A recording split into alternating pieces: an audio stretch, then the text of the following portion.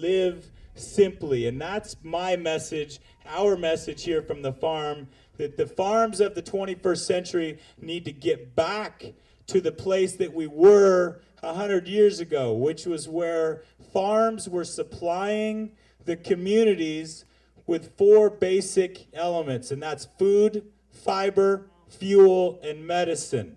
And those elements have been replaced. We've got petroleum fuel, we've got synthetic fibers, we've got pharmaceutical medicine, and we've got factory farmed food. And people aren't making the connection between where their food comes from and, and the local farm.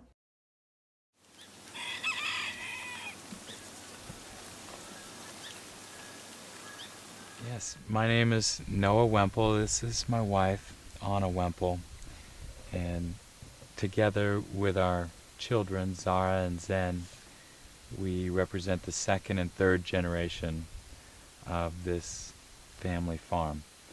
And my parents came here in 1972 when they were young visionaries, fresh out of the University of Oregon, and they found this piece of land that allowed them to be a part of this minority movement that was going on in that era of establishing a counterculture, back to the land, intentional community.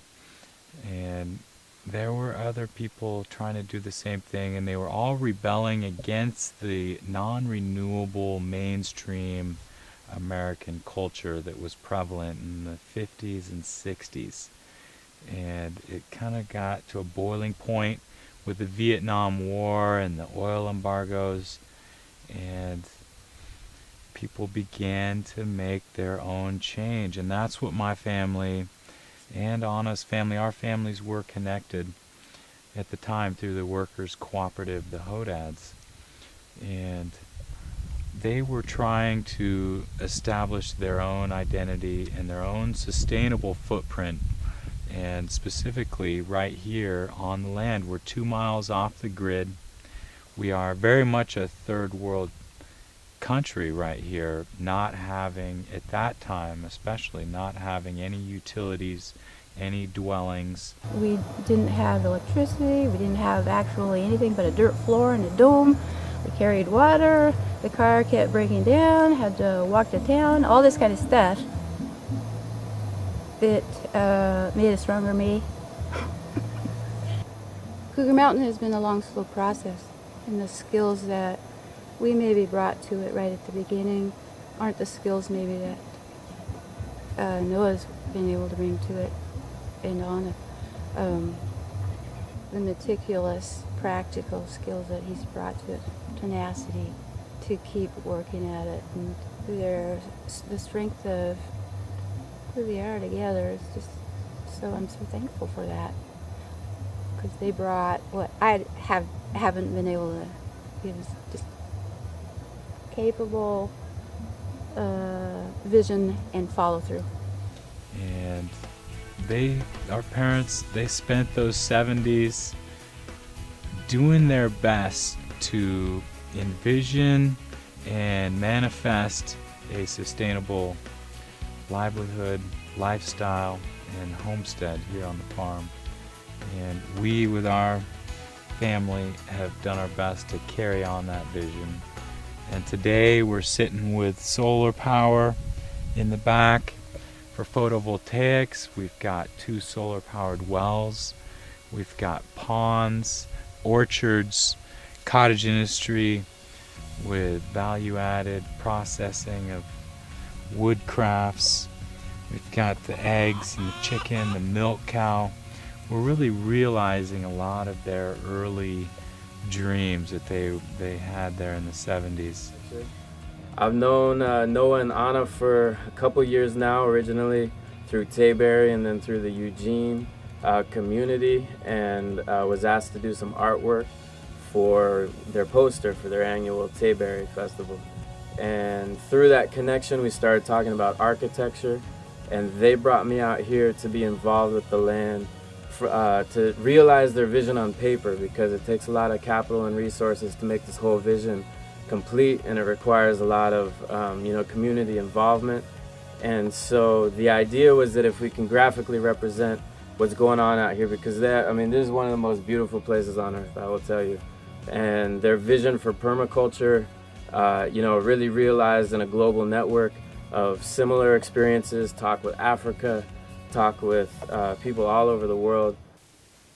Permaculture design is all about saving time, stacking functions, saving energy, and utilizing the natural processes, the natural flows of the earth, the land, the resources, and using them to our benefit, but to their mutual benefit, because the earth is a symbiotic entity where everything is connected.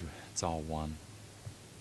And then everything circles back around. One thing's waste is another thing's food, and so how to recognize those connections and bring them back around, and use our ability to have that knowledge and that intelligence to see those connections and then enhance them, so that you're stacking functions. One part of your farm, maybe the animals, you're getting a benefit of food from them, but you're also using their waste product to feed your garden, and then the garden is then feeding the animals, and it's that sort of mutual benefit relationships that you're looking for to enhance.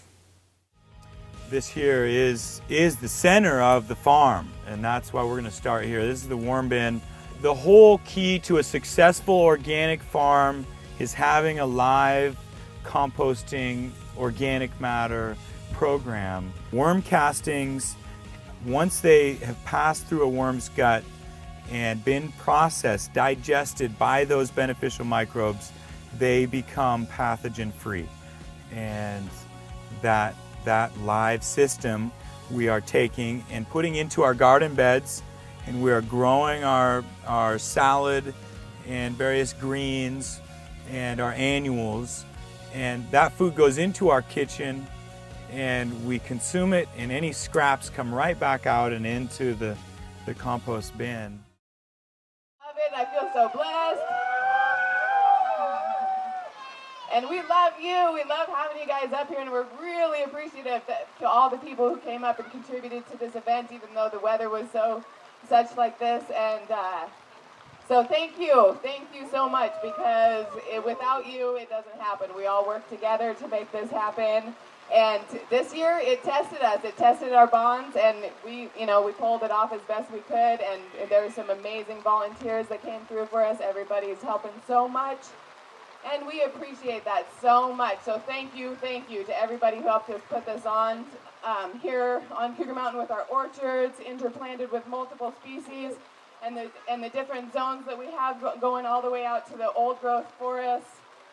We're really trying to just learn from that and work ourselves in, and I hope that everybody got a chance to get a little glimpse of what we're doing and understand that each individual here has the opportunity to do that, where we observe the natural cycle and work with it and nurture those symbioses in our lives and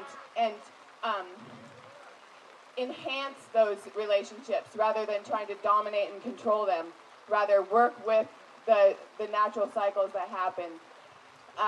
This is one of them, the rain, we're trying to work with it, and it's a hard one. So Noah right now, he's not going to be able to make this speaking engagement because he's out there pulling somebody out with a skidder out of the bud, so. Well, the music festival has been happening for a number of years, and it's more than a music festival. What it really is it's an opportunity for people of all walks of life to come out. A lot of them are drawn by the music, so they come out for that reason. A lot of them are drawn to come out and just camp and be with people they know or meet new people out here in this beautiful place. And, people come out here because they know that a specific topic is going to be discussed. They want to learn how to install solar panels or compost or, do the things that run this place right here.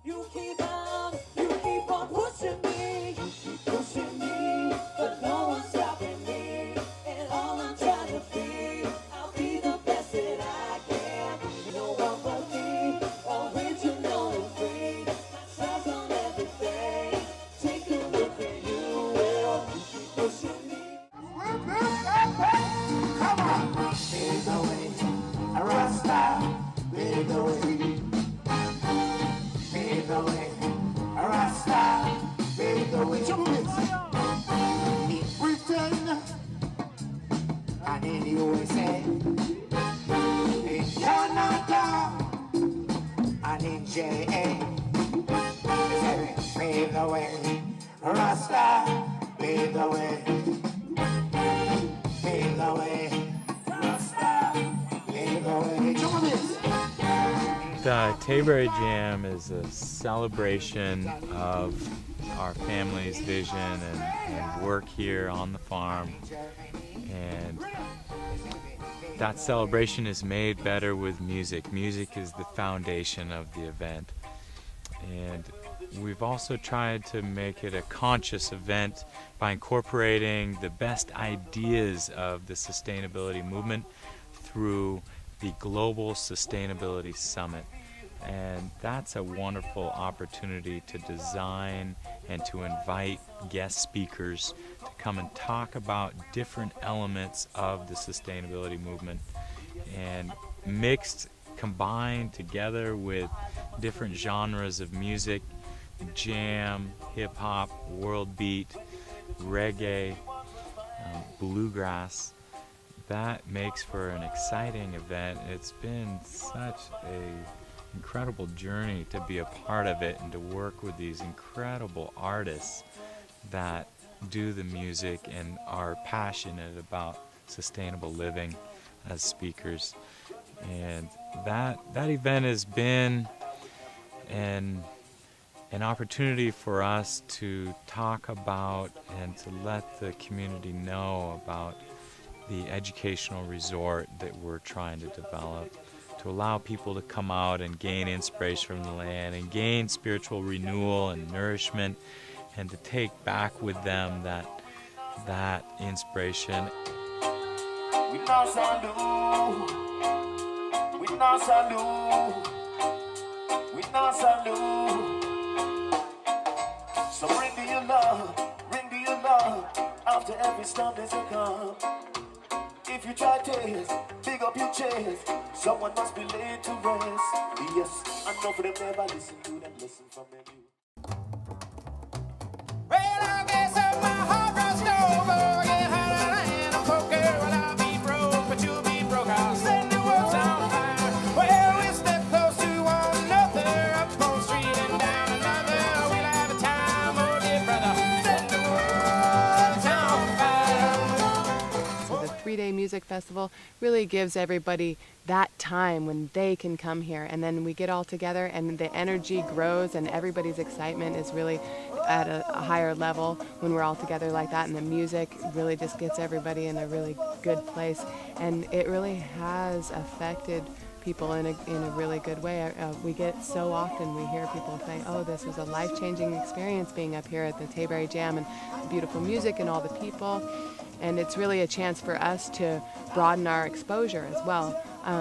We use it as it's sort of a bit of a party, and people come up here to have a good time, but we hit them with that sustainability movement as well. And so people are, even if they are resistant to those ideas, they're getting some of them anyway, just by being here and seeing our model, but as well as listening to all the beautiful, knowledgeable speakers. They also remember the name of Cougar Mountain and tie it with sustainability. And all those things help to broaden this movement and this grassroots movement, and also will help more and more people know about the event as well as this facility, this site, and our educational resort. This is a Harris turbine. The man is Don Harris, lives in Northern California. He lived out in the mountains. He developed this cupped wheel with a high output alternator, and it's based on capturing water up the hill, running it through a pressurized pipe, and generating as much fall as you possibly can. Yeah, and then when you open them up, you'll get individual clothes, and these are all really good. Yeah, it looks like she's been leaving some, as long Just as they're like not on this thing. yeah, and like if it feels like it's not gonna just like peel off. They were preparing, I think it used to be a potato bed. They turned it into a garlic bed. Anna came by to rototill to open it up so that we could lay a bunch of topsoil and fertilizer, compost stuff, and then to blend all that into the soil. And then now they can make little rows and plant garlic. And then the fruits, literally the fruits of the labor were, we pressed some apples too, and prepared apple cider to get fermented and turn it into hard apple cider. Very, very fun, very laid back. You know, it's like working with friends, keeping things light and easy. It's not easy, but it's rewarding, which makes it worth it. So you're filling up, 4 truckloads of the little pickups so that you can get all, one pile to make another pile and to blend it in. And the fruits of the labor are, you're going to have hundreds of cloves of garlic, hundreds, maybe 1,000 or something, I don't know, in the end. So that's why it's worth it. The energy that we put into the food now comes out of the food later, and it goes to all the people that digest it. We are beginning to open up, and we feel we have, through our inspirational models of sustainable living, an opportunity to share with our community, and both locally and internationally. The next phase is to really deepen the community aspect out here, because the people that live here now are a very tight-knit family for the most part, and there's a lot of welcoming to the community to come out, but it happens more in the sense of large work parties or regular smaller work parties or the festival or a number of other internships and opportunities they have out here. But the vision is next to build a community center and house that would feature a commercial kitchen that could prepare meals for guests of the land, as well as serve as a community central spot for interns that might be living on the land, and of course for the core family themselves. The next step is getting that building built and getting that project going. And then the bigger vision that involves is a larger network of cabins and dorm spaces, because it's a combination of an eco-resort, which is an opportunity for people to come out and have a relaxing experience and just commune with nature. But it's also the intention of being a permaculture research institute, a sustainable forestry institute, and so the interns play a key part in all aspects of it. The educational resort has come about through our family's desire to establish a sustainable lifestyle that can be used as an inspirational model for others to learn from. And that has taken us 40 years to arrive at this point. And it came to us in an epiphany that we termed the answer. And the answer stands for the All Nation Sustainability Workers Educational Resort. And that sums it up, our desire to host people from all nations to come and study and share and learn from each other about sustainable solutions for people all over the world. Look at this table here. This is it. That can be done. It can be done, so you don't have to... when I went to Africa with my wife, a bag of rice is about $20, $30, a bag of rice. And that bag of rice lasts 2 weeks in my household. And so their main diet is rice, fish, meat, if they can afford it. But suppose you have a good system where they can just come and grow their own food. They have a piece of what you and I are hoping to get into, teach them how to do this on a scale that would expand their production, and they learn how to grow these. To do a daily chore cycle is really actually quite fulfilling. You feel very fulfilled by it, by interacting with your animals every day.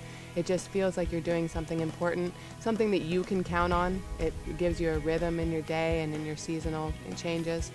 So yeah, it's been a wonderful experience actually living the day-to-day life here, where your time and schedule are really dependent on what season it is and what needs the farm has. I've been continuously involved with the place and had taken herbalism trainings at one point in that, and so trying to patch that information in on the harvesting of the different medicinal herbs that grow wild and grow in the gardens here, and then wanting to be able to someday turn that into classes with the Sustainability Center, and just trying to learn as much while I'm teaching others as well. Spending time on Cougar Mountain, all the knowledge that I receive here is done through the practical learning of doing it.